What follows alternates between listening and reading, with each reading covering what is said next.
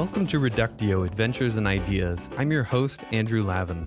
Reductio is a show about philosophy, about ideas, and about understanding ourselves and our world more clearly.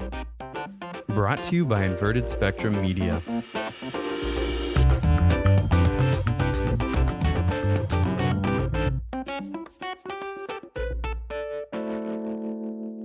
Zeno and his paradoxes. The year is 450 before the Common Era. That's almost 2,470 years ago. It's race day and everyone has arrived in their finest race day attire. Excitement and anticipation fill the air as final preparations are made for the main event. Achilles is going to race the tortoise. With 1,000,000 to 1 odds, only one contrarian character bets on the tortoise, Zeno of Elea. The southern end of the Greek peninsula is almost an island. It connects by a small strip of land or isthmus at Corinth. On this pseudo-island, you'll find Kalamata of olive fame, Sparta of This is Sparta! fame, Tripoli, and to the west, nestled at the zenith of a wide bay opening into the Ionian Sea, you'll find Elea. This is where Zeno is from, and in general, the Eleatics know better than to bet on Achilles. You see, the race is stacked against Achilles, though not at all in an obvious way. One must be an Eleatic to recognize the problem. The tortoise gets a head start, you see. Anyone from outside Elea might suppose that even with a significant head start, Achilles will still win the race. Achilles can travel 5 times the speed of the tortoise at least, and so is bound to overtake the beast and ultimately win the race. Any fool, a non-Eleatic would think, would bet on Achilles. Zeno, though, confidently bets on the tortoise. Does he know something we don't?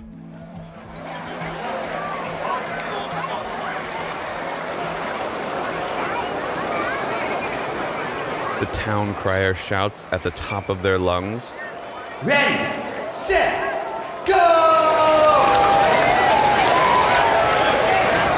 The crowd goes wild as Achilles and the tortoise begin making their way towards the finish line. But that's when it starts to happen. The thing that Zeno knew that the rest of us outside of Elea didn't know. That it would be impossible, yes, impossible, for Achilles to pass the tortoise. The crowd, unsure of what they were witnessing, was on the verge of riot. Accusations that Achilles was throwing the race to split the pot with Zeno were punctuating the din of angry attendees. The situation was about to get downright dangerous. Zeno confidently turned his back on the race, which was still underway and would be for quite some time. He raised his hands to the crowd and calmly looked at each person until they quieted themselves. Achilles is one of the fastest racers in all of Greece. Zeno bellowed. And take heart that he tries his best. No amount of money would convince a man of such great pride to throw a race, to lose on purpose. Instead, it is the very nature of reality that prevents him from winning the race. The crowd became unruly again, and Zeno had to calm them down.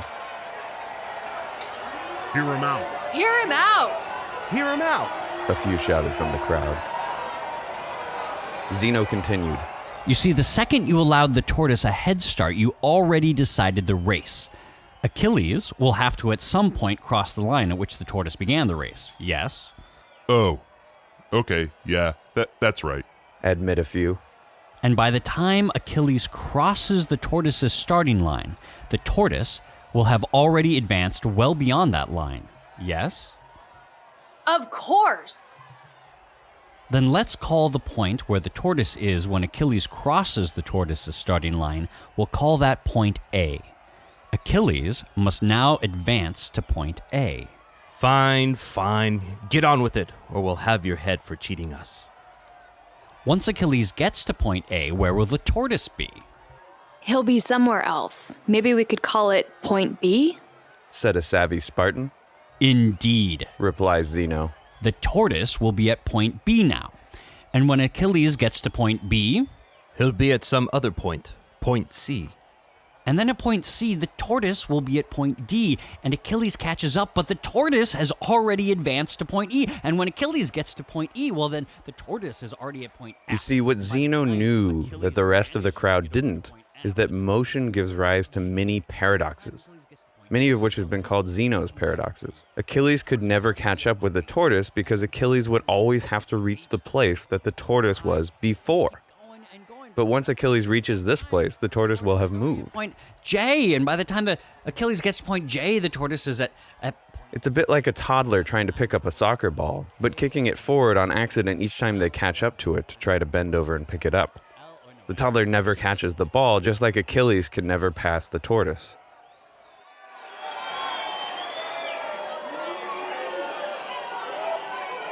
Perhaps Zeno made a mistake, though at this point you're likely thinking, Zeno has gone mad. Obviously, Achilles will still win the race.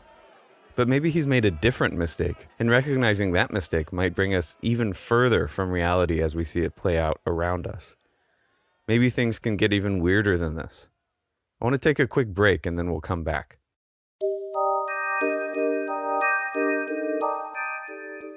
I've asked before on a previous monad, but if you'd consider, yes you, I see your eyes glazing over like this doesn't pertain to you, if you'd consider giving us $1 a month.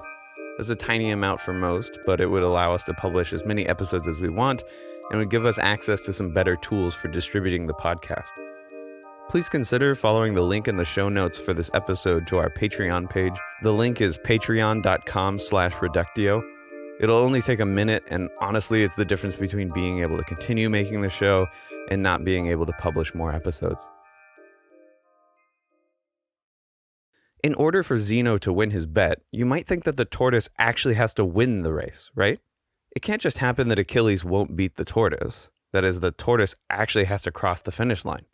Zeno at this point maybe hadn't discovered his perhaps more famous paradox, often associated with an arrow moving toward its target. Of course, this is all fiction, but Zeno really was from Elia, and these two paradoxes are actually attributed to him. So an archer releases her arrow, sending it flying through the air. But let's Slow down. so we can follow the arrow along its path. Similarly to the Achilles and tortoise paradox, this is a paradox of motion, and it involves having to cross certain points on the way to something else. Just like Achilles had to cross the point the tortoise used to be on the way to passing the tortoise. The arrow is moving along a parabolic arch from bow to target.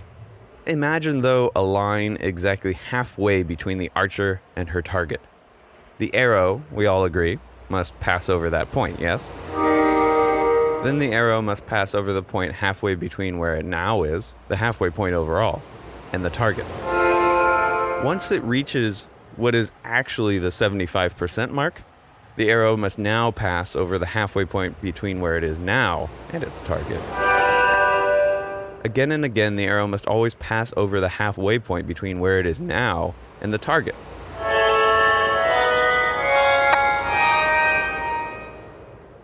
It follows that the arrow will never hit the target. Similar logic applies to the tortoise crossing the finish line, except it's all happening a lot more slowly.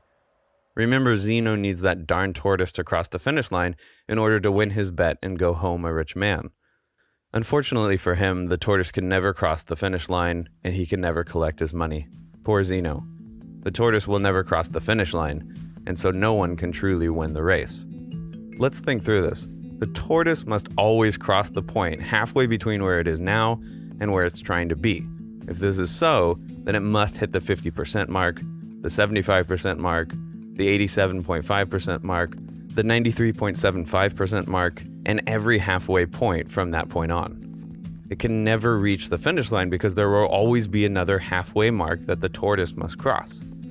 Zeno will have to get to the bookie and simply get his money back because the race will never finish. Of course, he'll have to get himself to the bookie first, and that might prove challenging in itself. This second paradox makes perhaps more trouble for the world around us in general. Sure, we might concede that you can never pass something moving in the same direction as you, and this would be a real problem. But admitting that we can never really move because all motion is motion towards something, that would be a serious problem. We'd have to accept that there's no motion at all. The Eleatics in general were skeptical of the very idea of motion. as the slightly older character Parmenides points out in an enigmatic passage. How could what is perish? How could it have come to be? For if it came into being, it is not, nor is it if ever it is going to be. Thus coming into being is extinguished, and destruction unknown. Anything coming into being or coming to exist involves it not being and then later being. So the very logic of coming into being requires negating its existence. Put another way, what is it that comes into being? Whatever it is, it can't exist yet. Parmenides concludes that all change is an illusion. Those Eleatics were strange folks. This paradox in itself is worth a whole treatment on its own, but maybe you get the basic idea. The world is constantly changing, and so there are no really real things in the world. The really real stuff must transcend this world, where everything is constantly in flux, and the really real stuff must be unchanging, like math or abstract ideas. The world of becoming and passing away around us is filled with merely apparent change. This school of thought has roots in a dude named Pythagoras. Sound familiar? A squared plus b squared equals c squared. The Pythagorean theorem is something everyone learns in geometry class, and it was discovered probably by a Pythagorean rather than Pythagoras himself. As you can tell, the study of the history of Greek thought is fascinating, if for no other reason than that our own Western intellectual history has many roots in ancient Greece. Anyways, now that we've decided that there's no such thing as motion or change, perhaps we should explore how we might change Zeno's mind. Get it? Change his mind? Get it? Okay. Excuse the silliness. Aristotle, sexist and elitist though he was, actually seems to have diagnosed these paradoxes fairly well. One important point he makes is that neither paradox seems to have taken time into account. The idea is that the arrow can't traverse the distance between the archer and her target because it must travel through an infinite amount of points before it reaches its target.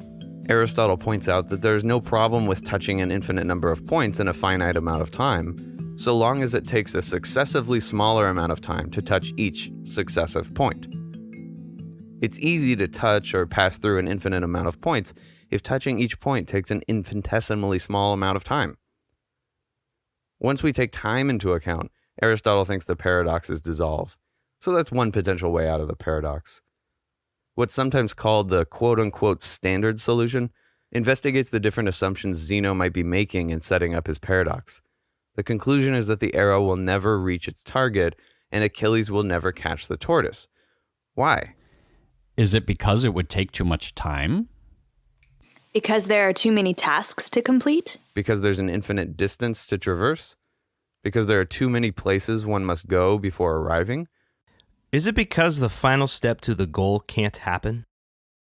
If we investigate each of these, we find it lacking, at least according to the standard solution. I'll link to an article on Zeno's paradoxes in the show notes. You can go there and learn more about the standard solution.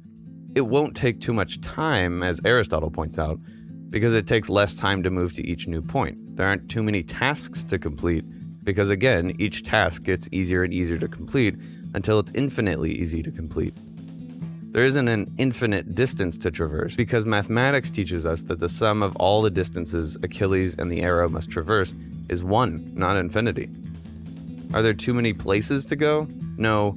Again, one can go an infinite amount of places in a finite time if it takes less time to go each successive place.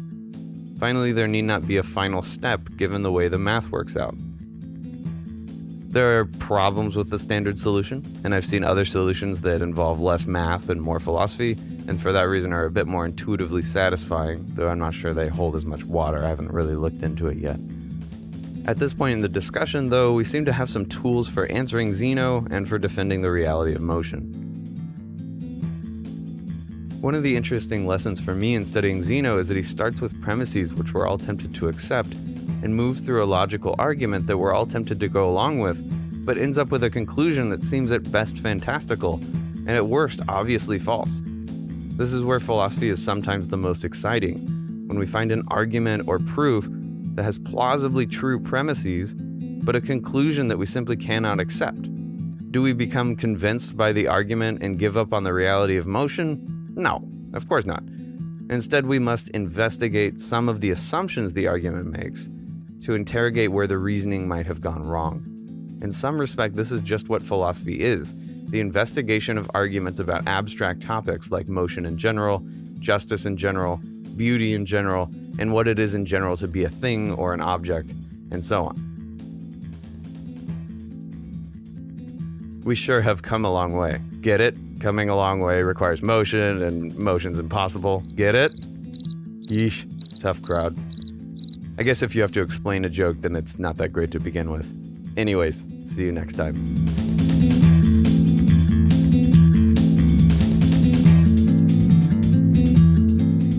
Thanks again for joining us here on Reductio. Again, please consider joining us as a Patreon supporter for just $1 a month.